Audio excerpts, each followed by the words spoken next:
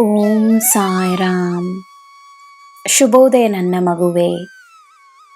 ಇಂದು ನೀನು ಮಾಡಲು ಹೊರಟಿರುವ ಕಾರ್ಯಕ್ಕೆ ನಿನಗೆ ನನ್ನ ಆಶೀರ್ವಾದವಿದೆ. ಧೈರ್ಯವಾಗಿ ಮುನ್ನಡಿ. ನಿನ್ನ ಶ್ರಮ ನಿನಗೆ ಒಂದಲ್ಲ ಹಲವಾರು ದಾರಿಗಳನ್ನು ಸಿದ್ಧಪಡಿಸುತ್ತದೆ.